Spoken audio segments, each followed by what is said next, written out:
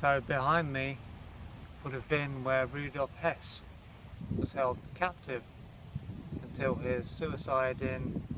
I think it was 1987. And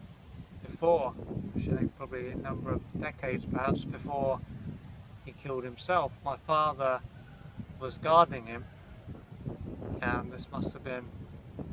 or it would have been, during the time when you had to serve in the army for a number of years, not sure how long.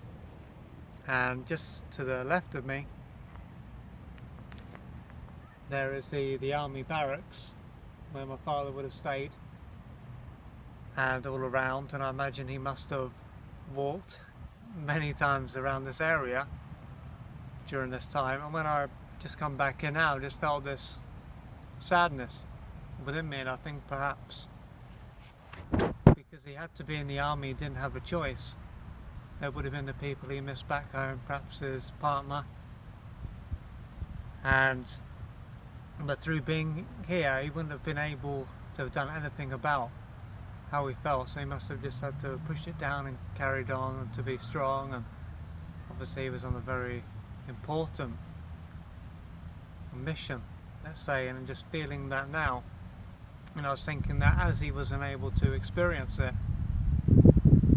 it perhaps would have been passed on to me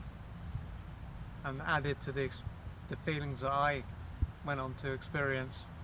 in my childhood and up to this point. And so I was thinking that how coming back to places like this where my father would have had a strong experience, and even my mother and other family members, through coming back to places like this and tuning into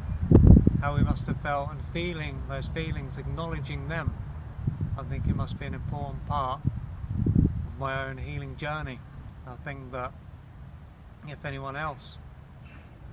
can do that, go back to certain places where their family members were, and can just see if they can get a sense of how that family member felt, and it can allow them to potentially get a breakthrough internally. So yeah, quite a powerful experience here. We went to another place,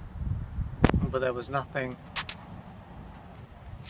there to do with this, so they sent us here and they just told us that basically they knocked it down and now there's a supermarket where there was a prison. So that's it from me.